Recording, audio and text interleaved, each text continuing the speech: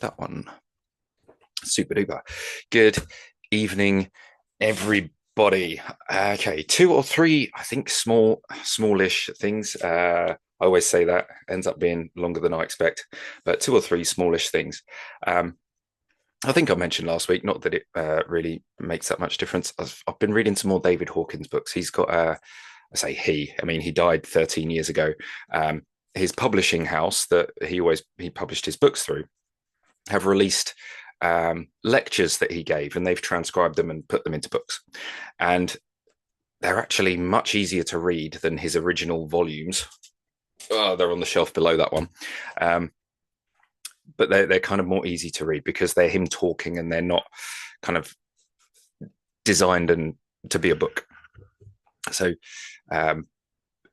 if you haven't read any David Hawkins yet, I can kind of recommend some of his newer stuff. I can find the names of them. I can't tell you the order of them. It's really difficult to find. It's like which one's 1, 2, 3, 4, 5, 6. I think there's 6 of them. I can't quite work out what the order is. I think I read book 4 first, and I think I've just read book 1, and I've got 2 others sat around waiting to be read next. But in the book that I just finished, book 1, obviously he talks about the map of consciousness, but then he talks about there's something that he mentions in lots of his books is in 1986 the level of consciousness of the world kind of jumped, okay, from about 190-ish, which is in the level of pride, which is under that kind of magical well, not magical, but that kind of boundary between kind of the more positive and the more negative, let's say. Although it's not that, it's just states of being. It bounced from 190 up to 206. And in this lecture, in this book, he was kind of questioning, well, maybe why did that happen? And at the time, he kind of went, okay, well, what happened in 1986? And I think that was when I think he's mentioned about Mikhail Gorbachev.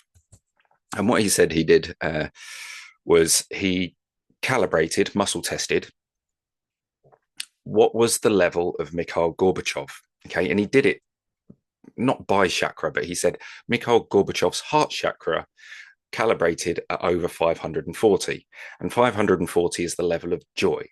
And because of that level of consciousness at Gorbachev's heart chakra, that then enabled the USSR to kind of disband and kind of be semi reintegrated into the world. Obviously, you know, things have changed since all this stuff was talked about and written. So maybe things have gone a bit differently in the last 4 or 5 years, or maybe 10 years. But he kind of puts down the world's level of consciousness, at least in part, down to changing kind of drastically at that point in time, down to the USSR and Mikhail Gorbachev. And the power of that was just a level of 540 is joy. Okay, so it's above love is 500 to 540, and joy is 540 to kind of up to 600. And so that got me thinking. It's like, well, if we can calibrate a single chakra, can we calibrate all of them? Can we find out roughly where each of my chakras is, okay, on the levels of consciousness? I was like, well, that's cool. Let's give that a go. So I encourage you to try this yourself. Okay, so with a ring and a pull method, okay, muscle testing. So strong is true, and where it pulls through would be not true. So you would start with, you'd probably, well, you either start at the top or the bottom. Okay, it doesn't really matter, really. Just 1, 2, 3, 4, 5, 6, 7. Okay, and you need to have the map of consciousness in mind. Okay, because you need to just simply state in your head, we're looking at the map of consciousness by David Hawkins, not any other kind of scale, essentially. So you just need to be clear on your intention. That's the scale that I'm using. That's the measuring stick that I'm using. And then you should be able to kind of tap into it. Okay, so I'm going to touch down onto root chakra, above 200, above 300, above 400, above 500. Okay, so he's above 400, below 500. I can get more accurate if I want to. I can do it down to tens. I can do it down to single digits if I wanted to. Okay, but this is just a demonstration. Okay, so you come up to the second chakra, above 100, above 200, above 300, above 400, above 500 again. So we're in the 400s there.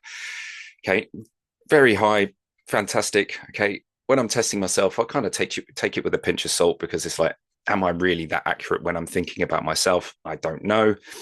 But what I found interesting, I got up to the heart chakra, and the heart chakra calibrated at 190. And then I calibrated the rest, and I think we were kind of in the 200s or 300s for the pineal glands, chakra 6, and again, similar for the crown chakra. So those were kind of my weak ones. Okay, so heart chakra, pineal, crown. Okay, so now when I'm meditating or kind of doing some kind of work on myself, I'm just mindful of, okay,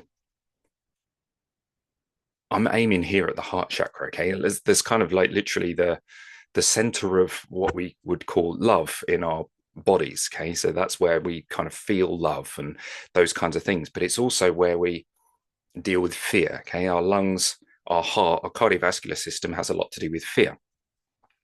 So I just found that very, very interesting.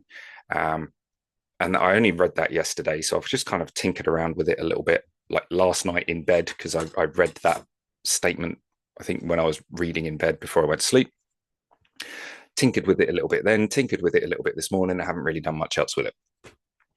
And at the end of kind of, let's say it was heart chakra came up for you as well. And you place the way I'm kind of doing it. I'm not doing any fancy business on it. I'm just kind of placing my hands on the area where that chakra would be, and just taking some time to meditate just sit with my eyes closed and with my hands on that area. Okay. If it was pineal gland, I'll just place a couple of fingers on my forehead, right in the center. And again, crown chakra, I'm just going to go top of my head. Okay. And I would just do that. Okay. And just spend some time with my hands focusing on these areas. Nothing more fancy than that. No tapping, no particular sequence of events to do. It's just finding, okay, what's the level of consciousness? Find the low one, find where it's not out of alignment, but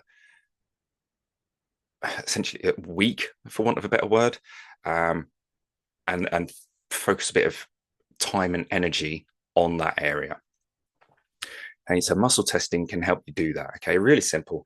Okay, and if you're not too confident with the ring and pull method, you can use your voice, which I think I mentioned last week with the new technique. Okay, so you have to listen carefully and be aware of muscle tension, kind of particularly in your face and throat. So let's go back to my heart chakra. My heart chakra is above 100. Okay, sounds normal. My heart chakra is above 200. A little bit sticky. I'm just going to go up a little bit higher.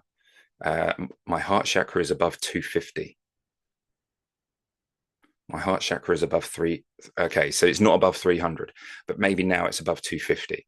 So just because I'm noticing kind of the sensations in my throat, okay, and when it gets a bit sticky in there, when it gets a bit like raspy, or I suppose throaty, it feels like a lie. That's when I kind of know that's okay. If I wasn't muscle testing, so if I wasn't doing a muscle test, equally we could stand and sway. Okay, forward is true, backwards is not true. It's not false, it's just not true. There's a subtle difference. And just see where you're at. Okay, and that's just going to give you an area to focus on, even if you have just 2 minutes. Okay, you place your hands on it, you close your eyes, and you just focus on that area of your body. Okay, I know this area needs a bit of extra care, a little bit of an extra nudge in the right direction. Okay, so that's part 1. Okay, part 2. And something else I've noticed in the past. Well, I suppose this is quite a long-term thing, but I kind of put things together in the last couple of days. is that, I mean, I don't dream. So it's about dreams. Okay. I don't dream every night. Well, I probably do dream every night, but I don't remember my dreams every day. But when I do remember my dreams, there seems to be a bit of a theme. There seems to be some kind of theme. And in every dream, particularly towards the end, normally they start kind of fairly normally, but towards the end of the dream, there's always seems to be running involved. I'm always running away from something, some kind of danger. Hey, in lots of dreams I've had, sometimes they're the same dream and I'm running away from the same danger, and sometimes it's a different dream and I'm running away from a different danger. Whatever it is, and I'm running away from something that seems to be scaring me. Um, and it's only when I woke up either early morning or the middle of the night, whatever it was, 2 or 3 days ago, I was like, I'm running from stuff. I'm not just running, I am running from stuff in my dreams. So this is more of a bit of a thing just to be slightly aware of. Maybe you remember your dreams fairly regularly and you can almost instantly put together, okay, yeah, this is the running theme of, not the running theme, this is the theme of my dreams. Okay, or a common thread that runs through multiple different dreams on multiple different nights. But maybe you don't really notice that at the moment. But it's just something to be aware of over the next maybe few weeks or maybe even few months ago. And you look back and you kind of remember, oh yeah, Pete said this thing about dreams. Okay, what's the theme? Yeah, that dream I had a few days ago or a few weeks ago was about this, and the dream I had last night was about this. And oh, do you know what? If I kind of look at them together and maybe a few other dreams, I'm kind of picking up a theme of blah, whatever it is. A lot of stuff's come out in the last couple of days. Okay, maybe it's this stuff that I'm doing that I taught you last week. Okay, and it's just opened up new channels of thinking. So, part three. Um, when it comes to affirmations, when it comes to giving ourselves some positive talk, okay, a lot of the rules, and I've probably told you this in the past, are say, I am the thing I want to be. I am healthy. I am wealthy. I am a great bloody blah. Okay. But that's not how we talk about ourselves most of the time. Okay. Or it's certainly not how we talk about other people. So we have a small s self and a big S self. Okay. The small s self is, for me, is Peter Houchin. Okay, that's when I'm going about my business in the world. I'm not thinking, oh, I am spirit. I am pure and perfect and good in every single way. Hey, I'm not going around the world like that. I'm going around the world like I am Peter Houchin. I am the ego, and I'm going around and talking to people and doing things and whatever it is. Okay, and the big S self is the true self. Okay, is the spiritual, perfect kind of Buddha nature or Christ nature or universe nature, source nature self. Okay, so that is the perfect you. That is the you that has no injuries, no aches and pains, no stresses, no worries. Um, it doesn't even have a body or a mind to think these things. So I was just, this was this afternoon again, so I haven't really played this out. I haven't really built anything on this. I'm just giving you the lowdown as it's kind of come into my mind. Okay, so instead of saying I am, say your name. Peter Houchin is. Okay, because that's how in the world we go out and describe things. Okay, Maisie is, Ida is, Joe is, Abby is, Matilda is, Sarah is, da da da da da da da. And we have descriptive words. So instead of saying I am, use your name. Peter Houchin is healthy. Peter Houchin runs 5 kilometers in under 20 minutes. Whatever it is, whatever your goal. I don't know why, but that seems to help me to actually feel the thing I'm trying to feel. Peter Houchin is happy, okay, rather than I am happy, okay, and saying I am happy, maybe multiple times, maybe 2 or 3 times, and kind of recognize that, oh yeah, I'm actually talking about my true self, which actually is happy all the time, and has no worries. Maybe I need to talk about it in terms of Peter Houchin, okay, and I'm also casting that out to Maisie and Ida are happy. Maisie and Ida are cheerful. Maisie and Ida listen. Hey, because the amount of times I've said to either Joe or in here or just to people that I meet and talk to, colleagues, other clients, etc., the amount of times I've said Maisie and Ida don't listen. Okay. Why don't I just say the opposite? Maisie and Ida listen. Okay, rather than I am heard, I am listened to. Hey, or Peter Houchin. I mean, I could maybe now it's like Peter Houchin is heard and listened to. Okay, but if I just project that out, okay, and obviously, I don't know, Abby, we had a quick chat before. Maybe you can see how you could immediately use this for what we were talking about a few minutes before I hit record. Okay, and likewise for anyone else who's watching this back, is you look at a challenging person, a challenging situation, something challenging for you. Okay.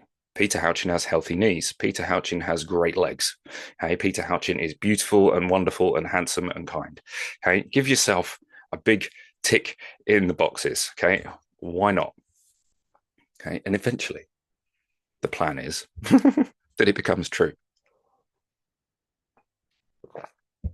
Because to the true self, the big S self, it already is true. So it's still kind of the same thing as using I am. It just seems to sit more favorably with me that I use my name. Okay, it seems a bit weird to talk about Peter Houchin when that's me. But the self and Peter Houchin are actually different entities. Okay, this is odd. I haven't fully formed these thoughts. It was just stuff that came this afternoon. So if my big S self was to talk about me, it would use the term Peter Houchin is. So maybe when I'm using the word Peter Houchin, it's the big S self talking about Peter Houchin.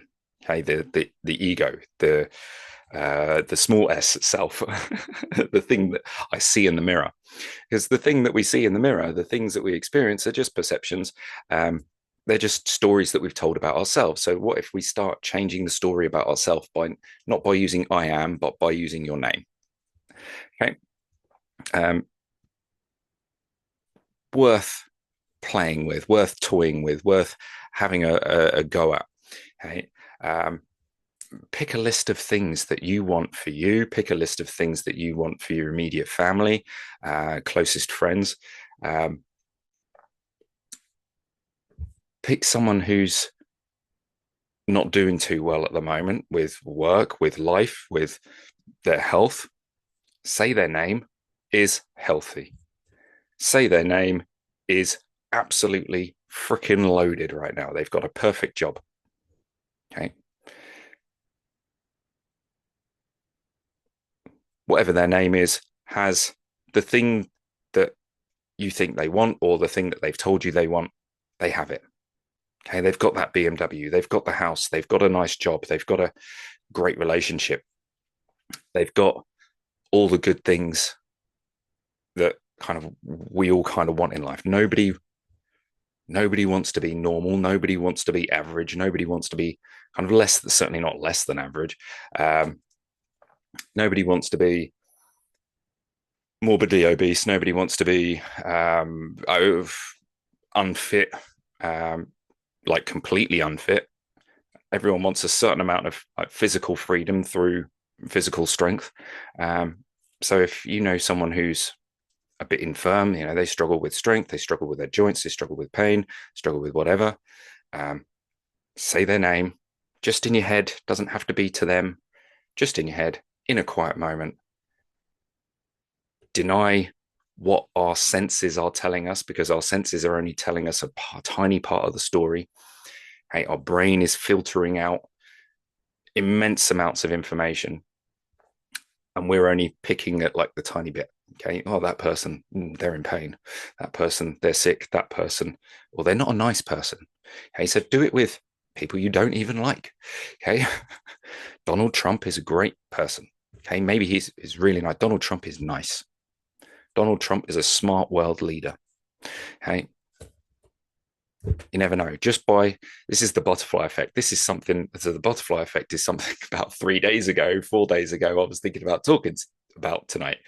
Okay, a butterfly flaps its wings, and somewhere across the world, a hurricane or a typhoon or whatever happens. Okay, what actually happens is the butterfly flaps its wings, and then a whole series of events happen that have seemingly nothing to do with anything. Then a hurricane happens. It's not some magical flap of the butterfly's wings causes a gust of wind, and that gust of wind gets bigger and bigger and bigger and bigger and bigger, and eventually there's a hurricane. It's the butterfly flaps her wings, knocks a bug out of the sky. The bug gets eaten by a crow. The crow flies up and poos something or other. The crow gets eaten by an eagle. The eagle flies into a jet engine. The jet crashes into the ocean, causes an earthquake, which causes a tsunami. Okay, obviously not a hurricane in this case, but it's those kinds of things. Okay, we there's so many causes that go behind all these things. Okay, so be the butterfly's flap. It just sounds weird coming out of my mouth. So be the butterfly effect. Let's say that instead, um, and just start saying things that to our eyes, to our ears, to our senses, they're not true. Okay. But to the real self, okay, which is perfect, they are true.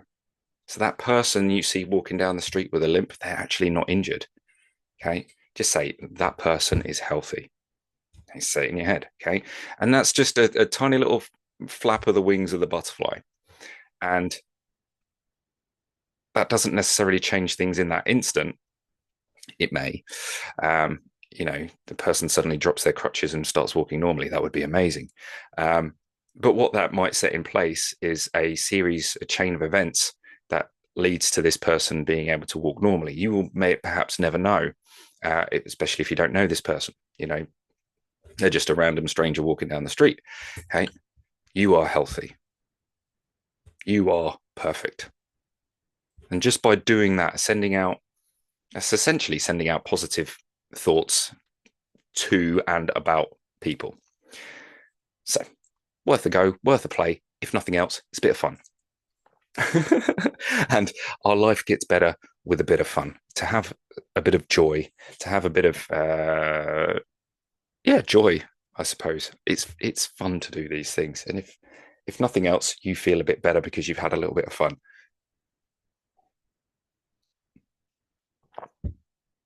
I believe it's much more than having a bit of fun. I genuinely believe that saying these things about people um, will change their behavior, will change their outcomes. So start saying it. Okay, instead of, again, when you're talking to me, it's a bit of a different story because you're coming to me for help. But when you start out in the world with kind of quote unquote normal people who don't think like me and have these kinds of thoughts, then you're just sharing troubles. Okay, and there's no kind of help there. So try not to pay too much attention to gossip. Try to catch yourself when you're talking about friends and family and yourself with what you're saying about you and about them. Okay. Yeah. Okay. Cool. So, yeah, this week we're going to return back to a kind of a normal procedure. We're not going to steer clear of the emotions. They're all very important. But I'm not going to go through that direct process that I took you through last week. Um, yeah, we're not doing that. But perhaps I'll do that on an on and off basis. So every other week, perhaps. I don't know. We'll see how it goes. I'll probably play it by ear. So I'm just going to disappear from recording from a moment. Okay. So good morning, good evening, good afternoon, everybody.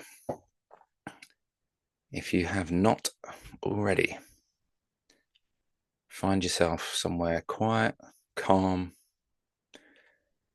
peaceful to sit or lay down.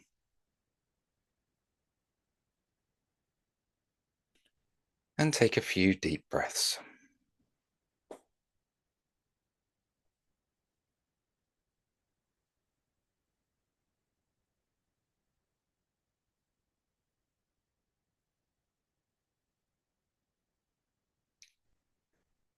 Say your name and then say, is totally relaxed.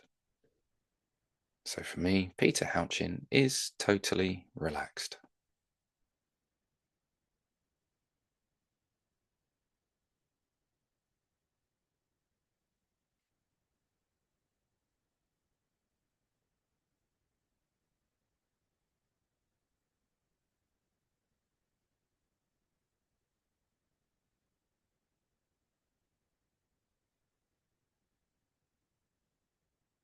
And just continue breathing in this relaxed state.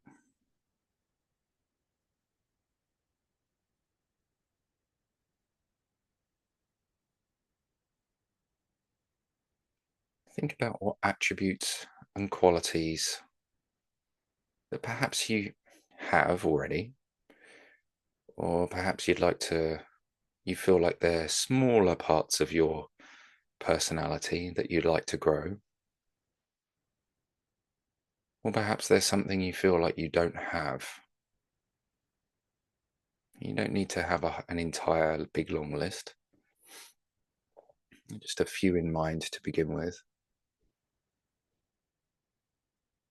And this is a practice you can take with yourselves anywhere, anytime, with or without this recording.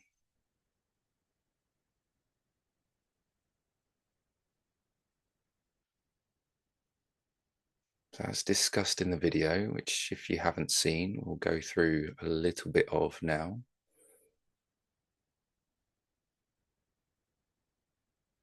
Use your name or a name of somebody you are kind of aiming to help. So you have the name, use is or are, okay, keep it in the present tense. Okay, and are is for plural, so it's like my children are. And then some kind of attribute where perhaps that they already have, or that perhaps you feel is a little lacking. So my children are healthy. Maisie and Ida listen to me. Okay. Use your own words. Use your own people.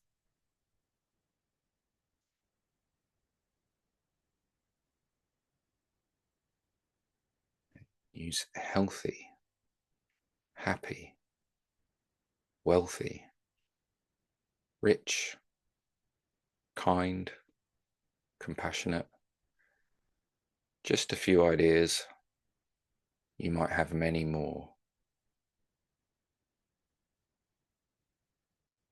Take a couple of minutes to think not only for yourself, but for a few people in your life, nearest and dearest, or someone you're in touch with, someone you know who is perhaps not in the greatest of health or the greatest of situations at the moment.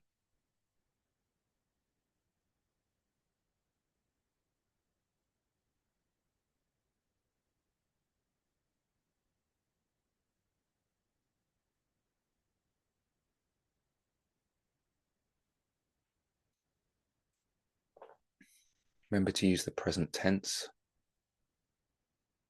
So they're not going to have it, they have it now.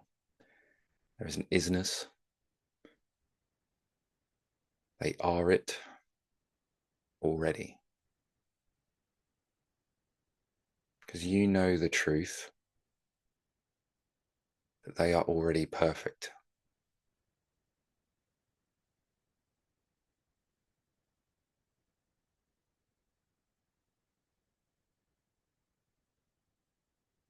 Okay, that includes you.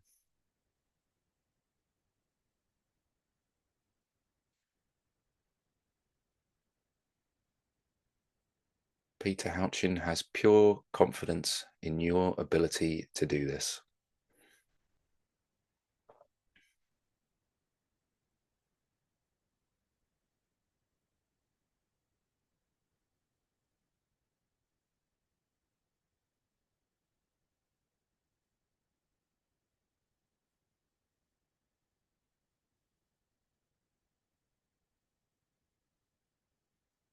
And keep going for a little while longer, using your name or somebody else's name. Is, and then some kind of attribute, some kind of thing that they want, or that you want, or that you want for them.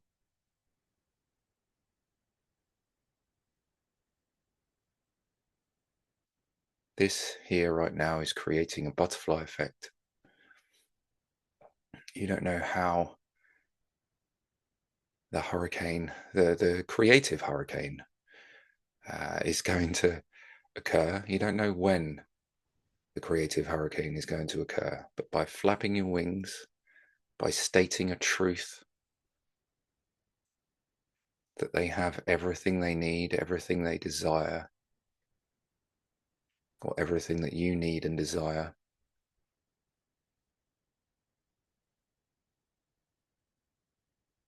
you, they have it already. You have it already.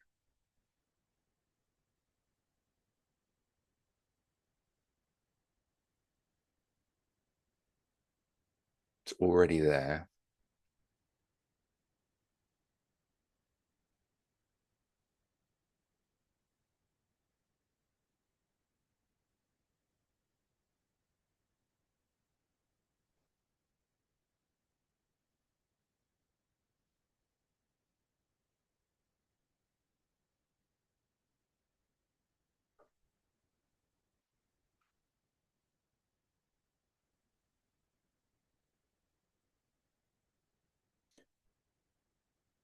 When you see someone in the street with a limp or a stick or some kind of health thing, or you see a homeless person, state that person has health, that person has money. Hey, not just some, but lots. Or that person has a job and a home to go to. Hey, maybe you don't know their name.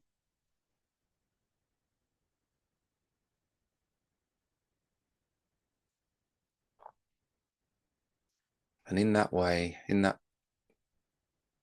moment, you are seeing them more truly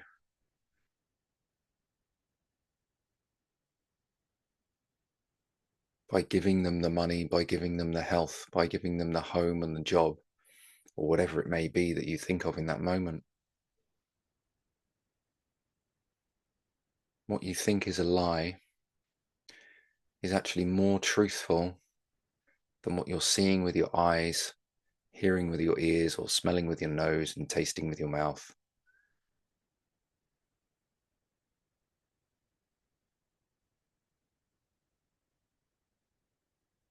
Because their essence, their soul, their spirit, their truth, their true self does already have those things.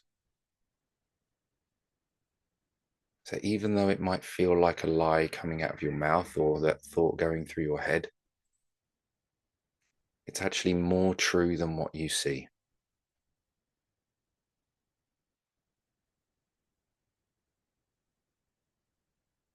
And by seeing the truth, and saying it out loud or even just in your head, all fine. That will raise your level of consciousness. And by doing so, you're helping more people.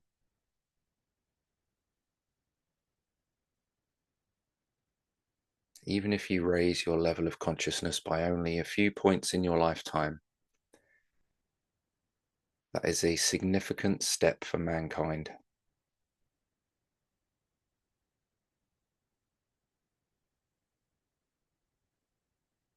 Every little thing you work on yourself, every moment you spend in self-reflection, in meditation, in using these treatments and the education here or wherever else you might be getting it from,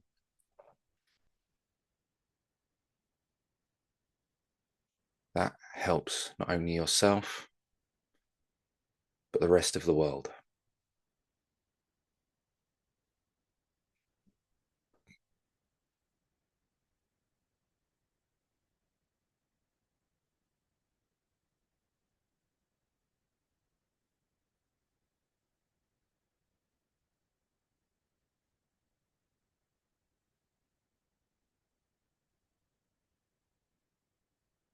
If you find it hard to do your own name is, Peter Houchin is, Abby is, Matilda is, whatever, right? Use it for other people. Sons, daughters, partners, friends, roommates, work colleagues, strangers, just anyone you see.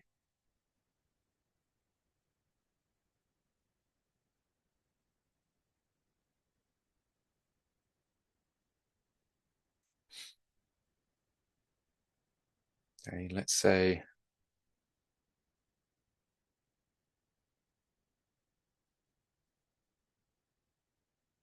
you want to live somewhere else. I wouldn't say Peter Houchin is living in blah, blah, blah, blah. I'd say Peter Houchin lives in this kind of house, in this kind of area. Okay, so be sensible with your use of English. Just use it as you would normally.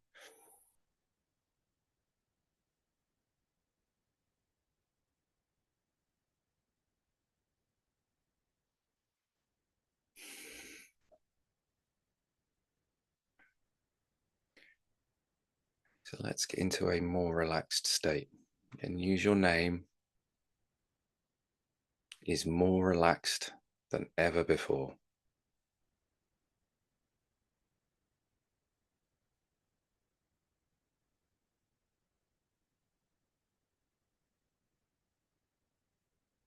Use your name is in the most deep meditation they've ever been in.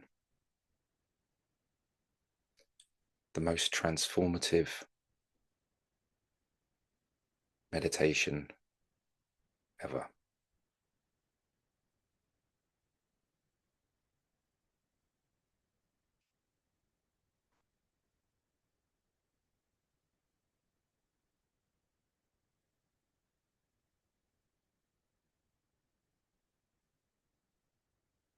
Okay, make a decision. Use your name and an injury. Okay, so Peter Houchin's ankles heal tonight. Make a statement. Because they're not broken anyway, they were never damaged in the first place. There's nothing to heal. Okay, Peter Houchin is healed because he was never broken, he was never damaged.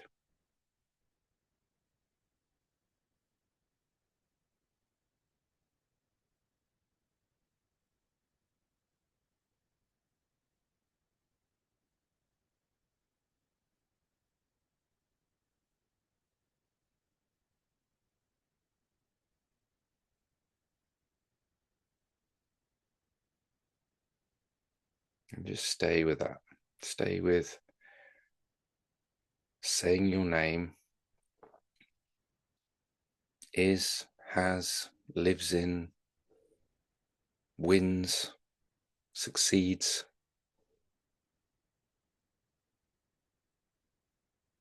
Whatever you can think of, wherever you feel like you lack, use the opposite.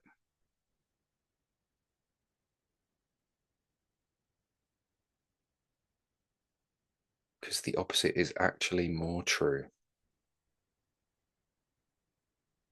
Seems weird. Having spent, this is not just me, it's most people. I've spent years being a certain way, so we really think it's true that I am this way and I am that way. So to deny it and say the opposite feels like a lie.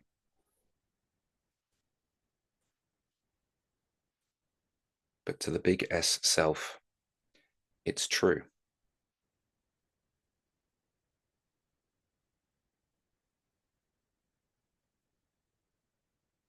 Hey, the big S self is abundantly wealthy, abundantly confident, abundantly humble, abundantly friendly.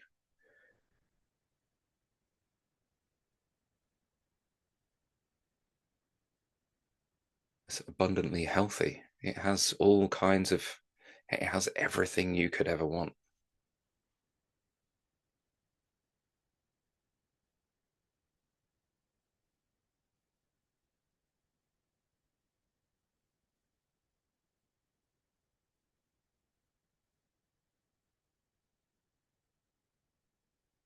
Be bold in what you're thinking. Don't just ask for a little bit. Don't just state a little bit. It's everything. It's not just a little bit extra healthy. It's wholly and completely healthy.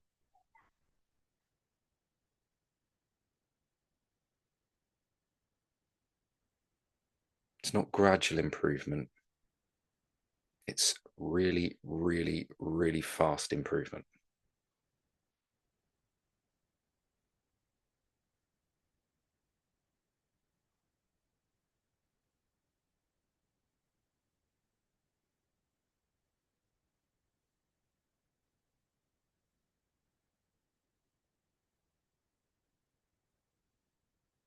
The change can be so quick that you won't know whether you're looking left or right anymore.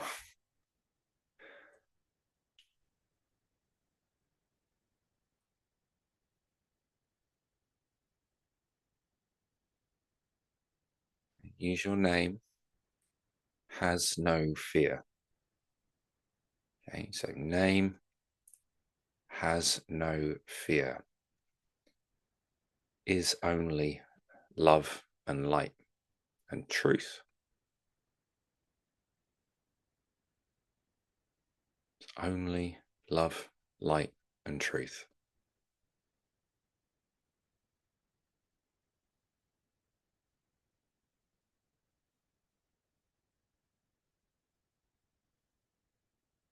I think that is the right place to call an end to this one tonight.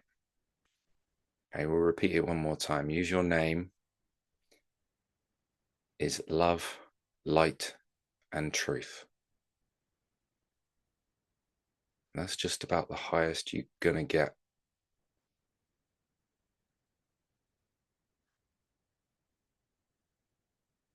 Thank you for listening. I'll see you again another time. Cool.